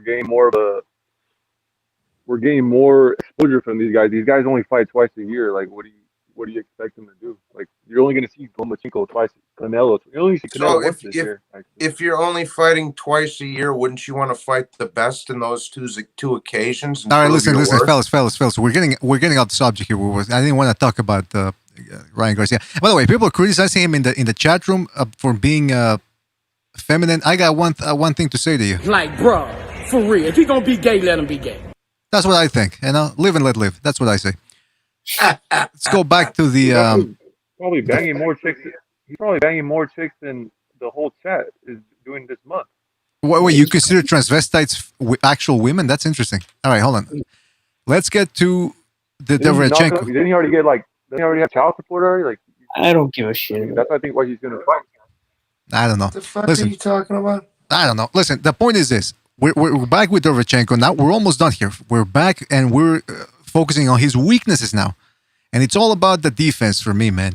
He's got leaky defense. He's vulnerable to jabs. Although I didn't include it in this presentation, but we're gonna take a look at it in another episode. He's open to uppercuts, which is the main thing we want to focus on, and he's liable to cut. He's been cut a bunch of times. Now look at this here. This is the other thing. Shots to the temple. For some reason, the motherfucker, when he dips to his right, he leaves his temple exposed. Now, it's not that big a problem so far, especially when he took these big bumps from Golovkin, but I'm thinking, what if he catches, one of these days he's liable to catch something to the temple and get his equilibrium all fucked up. See how he dips down here? Yeah. He's not covering it. Yeah. Yeah. He doesn't seem to be affected by it, though. I mean, he seems to be able to get knocked around, and it just doesn't phase him until until it does. Exactly. He did get dropped in that fight. Yes, that's right. Now it's interesting. Like Mike, you said, doesn't matter until it matters, and that's going to be the main question, because we were saying, did the Golovkin fight catch up with him? Is it going to catch up with him? Did it take something out of him? And if it did, he's not going to be able to take these type of shots too much. Here's another clip. See that, how he dips and he leaves himself open for drops left hand. It's like he doesn't keep his left hand up. Yeah, exactly. He dropped it right at the wrong time. Exactly. And if you're gonna do this, if you're gonna dip to your right, you at least have your shoulder, your chin behind your shoulder. He doesn't do that. He's exposed there. Yeah, he turns his head to the side to expose his temple almost. Mm-hmm. Exactly. That's a perfect way of saying it.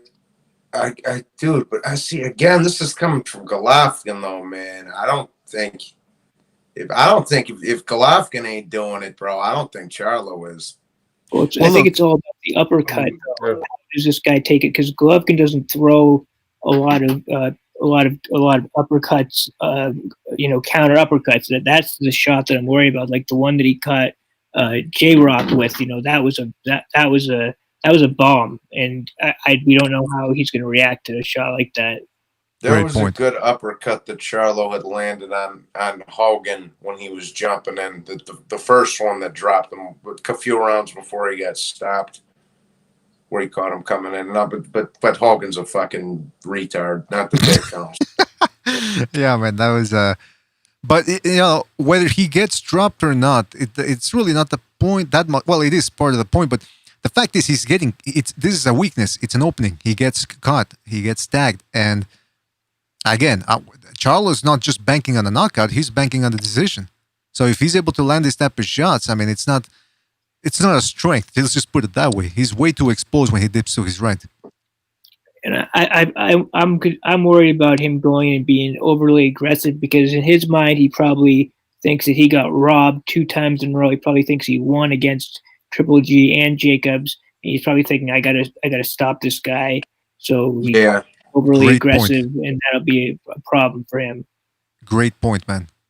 It's a fantastic point. Hopefully he keeps his cool, but I don't know, with that big ass Frankenstein monster head of his, I don't know if he's gonna be thinking straight. Yeah. Yo, that thing's like a fucking lunar missile head. Yeah, it's like he's got an Eastern Island. Bradley level.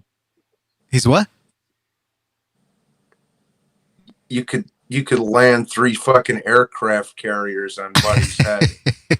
Now here's the same problem against Jacob. See how he's liable to get hit with overhand rights, or when he dips. Well, here he got turned. His legs got tangled up. And he got stunned. But again, good chin against Cole K2 overhand rights. See how he dips there, and he's not covering up. He's not hiding his chin behind his shoulder. Here he takes a straight right. There again, he dipped. But again, here, boom! Look at that, nice chin, man. Do you have that clip of when Cole K hit him fucking on Queer Street, BDA? Yes, I do, but I didn't include it Or maybe I did. We'll see. Well, I think we'll see. But I definitely had the clip, but just maybe not in this presentation. Okay. I just Now, look at this one. This is from the 10th round, I think. It's Golovkin. Golovkin threw that fucking right hand of his that he tries to get on top of the head, and he caught him again. He caught Derevyanchenko dipping, and this one did hurt him. This one, look at this. His legs did a little jig there. A little drunken sailor jig.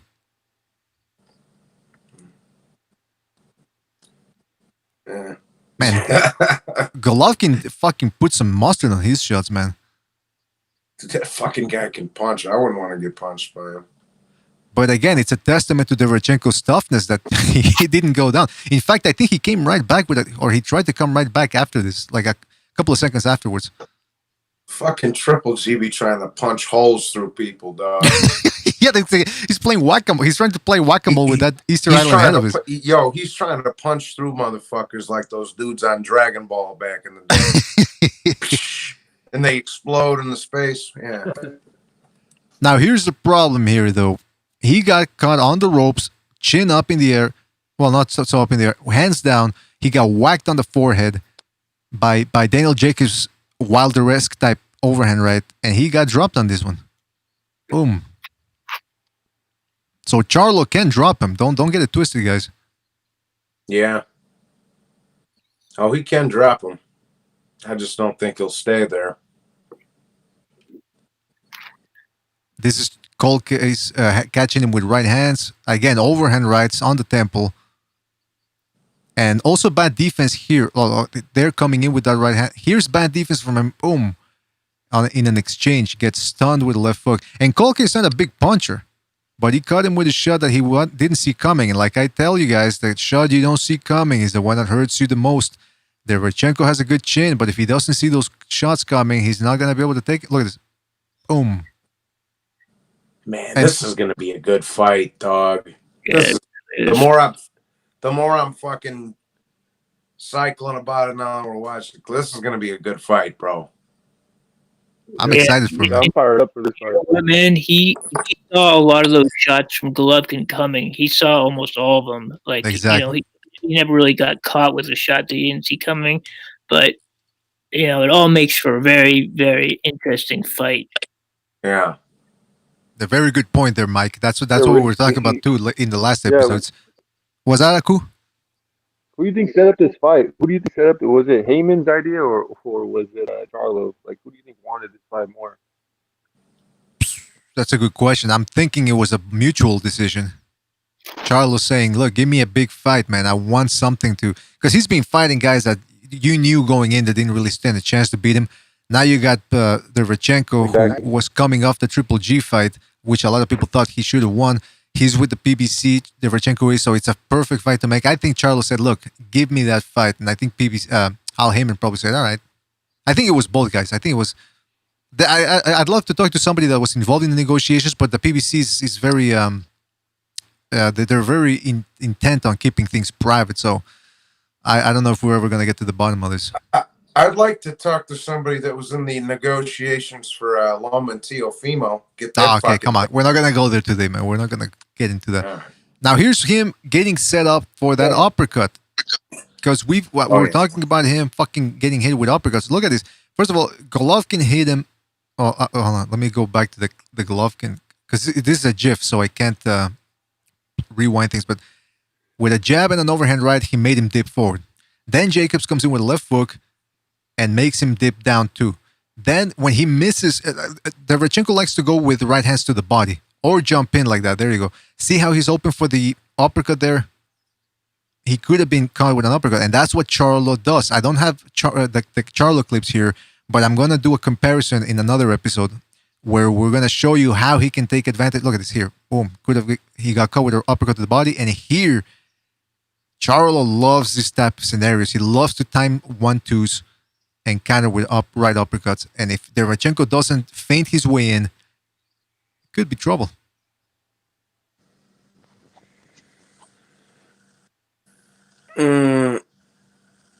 Just letting people digest the clip there. Anybody want to chime in? Listen, I think this, like I said, I think that the fight's all going to depend if he can take Charlo's shot, which I think he can. I think if Charlo hurts him and, gets him out of there early or whatever, that's one thing. But by the way, this Israel Diaz keeps saying Canelo took Triple G's punches like they were nothing. All right, I don't know what that. Anyway, the point is we're getting too hung up on the power. Oh, can Charlo drop him? But it's not just about dropping him; it's about catching him. And as you're seeing here, there's going to be opportunities for Charlo to catch Derevyanchenko. Now, this is Golovkin doing work with the uppercuts here in their fight. Again, he made Derevyanchenko dip down because he was expecting hooks. And then when he was expecting hooks, he would get hit with those uppercuts. Boom. Look at that. Yeah. We also have to be clear. Canelo did not take them like they were nothing. He was clearly hurt in that second fight with Triple G. I mean, he's never been hit that hard in his life. Mm-hmm. Yeah, he was hit with in that 10th round. His boots shook. He got shaken to his core with that right hand of his. And yeah, he had to get stitched. His face he had a huge cut on his face. I mean, that fight really did. I mean, both those guys put a lot of, everything they had into both those fights, but mainly the second fight. That's right. Yeah. So yeah, man, you see him getting both those guys' chins are not human. Yeah, I don't know what they got in those chins of theirs, concrete probably or titanium, because that's not natural, man. Yeah, I think in the second fight, at one point in Canelo's corner, they were like, "Listen, you're not going to knock him out. Like you can't knock him out. Like just stop trying." Yeah, exactly. Yeah, that was what they told him, because the plan was to back him up and eventually try to stop him by going to the body, but it just wasn't going to work out. I mean, this Golovkin, he's an ice cube. He's a giant glacier. You're not gonna. It's like the Titanic trying to ram through it. It ain't gonna happen. Here is Derevyanchenko catching left uppercuts. Now, Charlo likes to do this when he's on the inside. He likes to change the angle and counter with left hooks to the body or with left uppercuts. And Jacobs was exploiting that a little bit off the ropes. Right there, boom. Because Derevyanchenko tends to dip down a little bit too much. A little bit.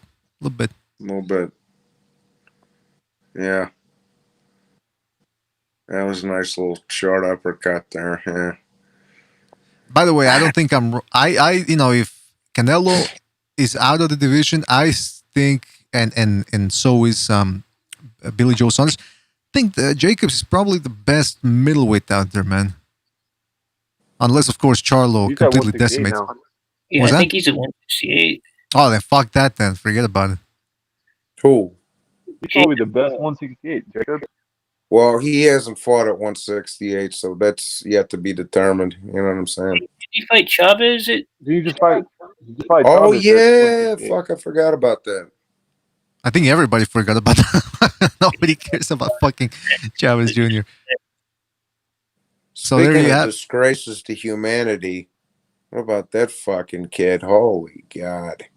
Look at this beautiful uppercut from Daniel Jacobs, man. Slips the jab, boom. And this is, Derevyanchenko likes to do that. He likes to step in with that jab and keep his head on the same axis. He's begging for one of those Charlo uppercuts. But to his credit, he's begging for it. Yeah. Boom! Look at that. Yeah, he can take that shot. That might be Charlo's G spot on that fucking night. Just straight up, dude. It might the fucking uppercut might take him out of the water there. And then what did you know what I'm saying?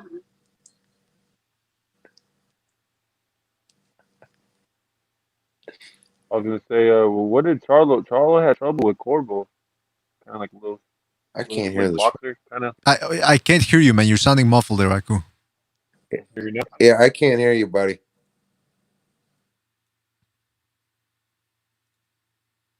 All right, listen. I don't know what to tell this guy. Thank you for using Blog Talk Radio. Goodbye. All right, phone lines are closed because the presentation is finito. So that was it, guys. I mean, good insight from you fellas. Really appreciate you having you on board. I had to do a late stream because I didn't have the time to. I had to go to church earlier. Then I had an APAC meeting. So, but listen, I'm gonna try to do an early one on Wednesday. Bottom line, guys, what do you think? Is Derevyanchenko, is he too easy to hit? Is his face going to get all busted up and his head get snapped back, which is what the judges are always impressed by, and lose this decision? Or is his offense and his angles, are they going to be too much for Charlo? I don't know, bro. I'm really on the fence about this fight. Like I say, even now, as I'm thinking about it, I don't know. It's a tough call. I really got to think about this one. So, Mike left. Mike, you're not come to Vegas and talk to a man like Mo Green like that. Listen. Yeah. Fucking, you goddamn guineas really make me laugh. You know who I am? I'm Mo Green. I made my bones while you were fucking banging cheerleaders. Well, he didn't say banging, but he was banging cocktail waitresses 2 at a time. I roll this kid and get a drink at the bar. Hello, fellas. Everybody's here. You goddamn guineas really make me laugh. He was banging cocktail waitresses 2 at a time. I made my bones when you were going out with cheerleaders. I made my bones when you were going out with cheerleaders. I mean, I'm dealing with degenerate animals out here. Different movie. All right. So, Johnny Boy, last thoughts on this fight. I mean, what do you think? We saw Derevyanchenko's strengths. We saw his weaknesses. If you had to rate him, if you had to rate him in a video game from 1 to 100, would you give him an 80, a solid 85? Like, where would you rank Derevyanchenko? 77. Oh, that's a little bit lower than I expected. Well, Charlo's only 65. Oh, come on. Now, that's not true, man. That's not true. All right. We'll be generous. We'll give him 82. How about that? That's fair. 82. But the point is, man, this Derevyanchenko is a tough cookie. Very strong. Built like a tank. He's got good endurance. That's the other thing I wanted to mention is some of the clips that we saw of him flirting and all that. It's late in the fight. And it's in fights which were very, very tough or very hard and very draining. And he still has the wherewithal to keep throwing hands. I mean, he's going to be a problem for Charlo. And yeah, go ahead. No. I was just going to say, and like I say, hang on one second, BDA. Hang on. What do you mean, hang on? We got to go. No, people are sleeping around this joint. That's all. Fucking... No, but what's it called? Dude, I think Derevyanchenko might be the hardest puncher Charlo. That's something we might have to keep an eye on there too, because like I say, it was funny, it just hit me when I was looking at that fucking idiot's resume. I don't know. This is a tough call either way, bro. I'm dead ass serious with you. I don't know who the fuck I'm picking in this fight. It's a 50-50. Didn't Charlo almost drown in 6 inches of water at some point? At the penguin exhibit. The penguin exhibit. Yeah. That's a fucking Sopranos reference. What's the matter with you? You didn't get that one. Wait, what was it? I didn't hear it. Say it when again. they're talking about Jackie Jr. and Junior's Soprano goes, the kid was always a fucking idiot, wasn't he? Didn't he almost drown in 6 inches of water one time? And Tony goes, yeah, the penguin exhibit. Fucking Jackie Jr. That was, when you say The Sopranos was a drama, I disagree. It was a low-key comedy, man, because they're at his funeral. Everybody's crying. These motherfuckers are talking about how he was a fucking idiot that almost drowned in 6 inches of water. Dude, listen. Prior to Uncle Junior losing his fucking marbles, bro, he was my favorite. When he lost his marbles the last couple of, but when Junior in his prime was he was brutal, dog. It was great. Fucking falling in the shower, sisters, cunt. And fucking, then at the other wake, he was like, oh yeah, fucking Angela such and such. Gave me my first hand job behind the fucking the chicken market, in the chicken market on 10th Street. Oh, when he goes to in that episode that he kept going to funerals because he wanted to get out of the house, and he's at the funeral of a kid, and his parents are crying and all that. Meanwhile, he's there eating chicken. And he goes, "Chicken's nice and spicy." Somebody was walking by. He's eating chicken. He goes out of nowhere. "Try the chicken. Chicken's nice and spicy today." Yo, yeah. And then what was the other one? And then he's calling up his lawyer, like trying to find relatives so he can get the fuck out of the house. He's like, yeah, his dad and my dad came over on the boat together. His cousin had a clubbed foot. You know, we gotta be. Mel, we gotta be related somewhere down the line. For fuck's sake. How about when he's at the somebody died? I forget who he was. A relative of Tony. And he's there, and then Tony goes up to Junior. He goes, "Listen, while we're here, I was gonna go to my father's grave, pay our respects." He goes, Junior goes, "It's a beautiful day. Want to waste it being gloomy?" And then Tony goes, "Well, I'm sorry. I thought you want to pay your brother your respect." And then Junior goes, "I can pay my respects from the after party." And Tony goes, "After party?" Yeah, who calls the wake an after party? It's like, the after party.